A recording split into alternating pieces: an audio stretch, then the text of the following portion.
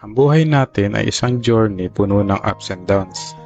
Ito ay mga experience upang tayo ay baguhin, matuto, at ma-shape tayo in the future. Ito ay nakadepende rin sa mga kilos at gawain natin at kung paano natin bibigyan ng halaga ang mga bagay o mga natutunan habang tayo ay nasa taas o nasa baba.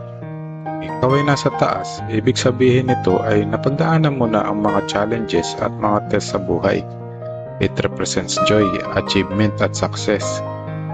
Ito yung moment na nagbibigay ng happiness, motivation at fulfillment. At dahil nasa iyo na ang lahat ng hinihiling mo, it's up to you na kung paano mo siya gagamitin. May mission si Lord sa iyo kaya ka ngayon nasa itaas. Papanoorin ka ni Lord sa mga bagay at kinikilos mo. Example dito, yung spread love and do good things para continuous ang success mo. Dapat handa ka din kasi dadating din ang mga problema. Kung magpapadala ka o magpapatalo ka sa problema, ito ang mag-aalis sa'yo dyan sa lugar mo. Ito ang sisira sa happiness mo. Ito yung part na kailangan mong lumaban.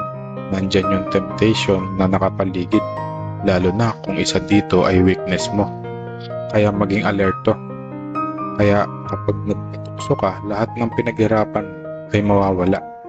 Sa lahat ng nasa ibaba na nakakaranas ng maraming problema, ang gusto lang ni Lord ay have faith. Sumunod ka sa Kanya. Meron din mga task si Lord para malampasan mo mga ito. Gusto din niya na magtiwala ka din sa sarili mo. Laban nyo ni Lord ito, hindi lang ng sarili mo. May mga temptation ka din na haharapin. Example, fears or takot. Fear to take a risk, fear to move forward, fear on changes, fear to unknown. Kaya na-stuck ka lagi sa comfort zone. Walang growth, walang improvement. Ang gusto ni Lord ay kumilos ka din para sa sarili mo.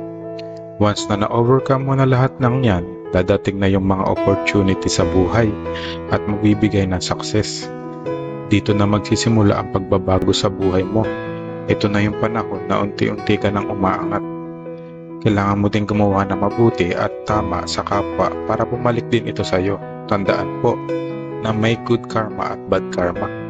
Kaya maging aware po tayo sa mga ginagawa at kinikilos natin. Huwag papadala sa mga tukso at kasamaan. Kaya mo yan. Kaya natin to. Basta follow and have faith kay Lord at piliin natin maging mabuti at masaya.